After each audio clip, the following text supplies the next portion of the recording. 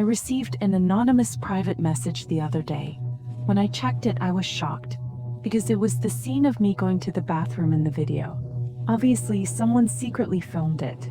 I felt violated, so I sent a private message to curse him. But this pervert asked me to be his girlfriend. If I don't agree, my video will be posted on the internet. I'm not afraid of such blackmail. So I called the police immediately. The officer said that the suspect used an anonymous account, so I can't track him for the time being. But they will continue to investigate. At this time, an unknown phone call came in. I hesitated to answer it. There was a man on the phone, but no matter how I questioned him, I could only hear the evil laughter of the man. After a while, he seemed to contain his excitement. Then he answered me. He said his name was Chris. In order to express his longing for me, he prepared a small gift for me. According to him, I just walked to the door. I saw a Starbucks cup on the floor. This is the cup I used before. There are also my lipstick and signature on it. My heart was beating fast, because I felt like I was being watched. Then he said angrily. I was so scared that I couldn't speak. This man seemed to know everything about me. Considering the safety of my family, I agreed to his request to be my boyfriend. He forced me to meet him at Starbucks. The next day, when I walked into the store, I noticed an old man with a dirty face, but his outfit was very young and trendy. He said hello to me and I knew he was Chris. When I sat down, he politely asked me if I wanted coffee. I shook my head and said no, but he told me not to be shy. He is a good man who respects others. I couldn't help but panic. After a while, he reached out his hand. I pushed him back. I urged him not to go too far, but he replied. He gave me a smile. Soon he pulled his face down. He evilly wiped my body. Then he opened his eyes and said to me, "He knows me so well. How long has this pervert been following me?" I fell into silence and bowed my head. He quickly grabbed my hand and kissed it. In the next few days, I was forced to sleep with him at his house. Before going to bed, he would always lock me up with a chain to prevent me from escaping. Later, this bastard asked me to take him to see my parents. I had to promise him again. When I arrived at my parents' house, the whole family was shocked to see me. My parents were confused about my taste, but out of courtesy, my father still took care of them. When they were talking, my mother took a step back and spoke. She hugged me tightly and asked what was wrong with the bruise on my neck. I wanted to tell her everything, but when I saw that old man, he was holding a sharp knife with a threatening look. Although he didn't say a word, I knew he was warning me not to talk nonsense. In order to avoid hurting my family, I lied to my mother. I told her I was just injured at work. This state lasted for a week. Finally, I regained my freedom. Chris stopped looking for me, but after that incident, I quit my job and stopped using any public bathroom. But a few weeks later, I met him again. I saw him and another woman kissing. That woman looked as nervous as I was. Then the man turned around and winked at me. I knew this devil would harm others in the same way.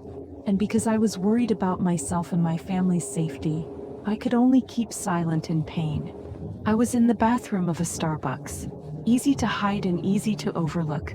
But police say for days it was watching people inside this Starbucks. You couldn't see it, but the person on the other end of this camera definitely can see you. What is the scariest thing you have experienced in the hospital? 2 years ago, I worked in a county hospital. It was 10 o'clock in the evening after the last patient was checked.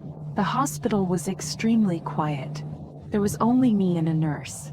The nurse looked a little unfamiliar. She should be new. We were chatting while entering the elevator downstairs. But the elevator didn't stop at the first floor. Instead, it went down all the way to the 4th floor. After the door was opened, there was a lonely little girl standing outside. The little girl slowly walked towards the elevator. I was scared. I pressed the button to close the door. As the elevator slowly went up, I lost my breath. It's so pitiful for a little girl to be alone outside. Why didn't you let her get on the elevator? You knew, right? The 4th floor is in the hospital's parking lot. The hospital tied a red rope to every dead body in the hospital. And the little girl just now had such a red rope in her hand. Oh, you mean this kind of red rope? I was driving alone to visit my grandmother in the countryside.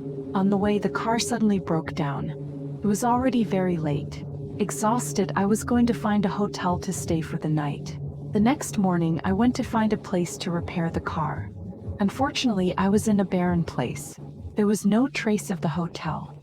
I was about to give up looking for it. I was thinking about staying in the car for the night. I accidentally found a village not far away. The village is very old.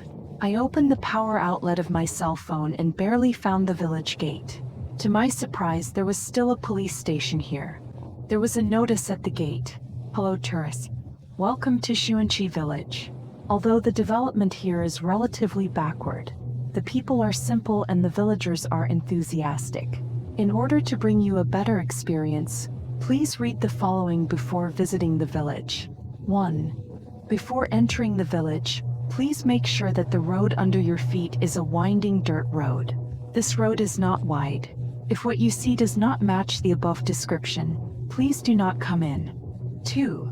If a villager invites you to visit their house, please first observe whether the windows of their house are red. If this phenomenon exists, please politely refuse. 3. Girls are not allowed to wear red long skirts or hanfu to enter the village. Also try not to wear gold and silver jewelry. 4. Do not pick up unidentified paper coins on the ground. There is only a small possibility that the villagers dropped it by accident, especially when you feel that someone is watching you in the dark. 5. If a middle-aged man gives you a black and white jade plate, do not accept it. If necessary, you can use force to resist them. Their strength is surprisingly small. 6. Villagers who have a wedding at home will randomly give a wedding invitation to tourists. It is recommended not to attend. This will bring you unnecessary trouble. Just find an excuse to decline. 7. Do not visit the sauna in the village, especially when there are many people sitting together inside. The atmosphere is very gloomy. 8. Stay away from people with stitches on their eyes or people with different skin colors on their faces and necks. Also, do not show a frightened expression. 9. Do not pay attention to the screams and cries of some villagers at home or the sound of things falling. You can't help much. 10. Tourists from afar can stay at the villagers' houses, but try to choose a relatively young female villager.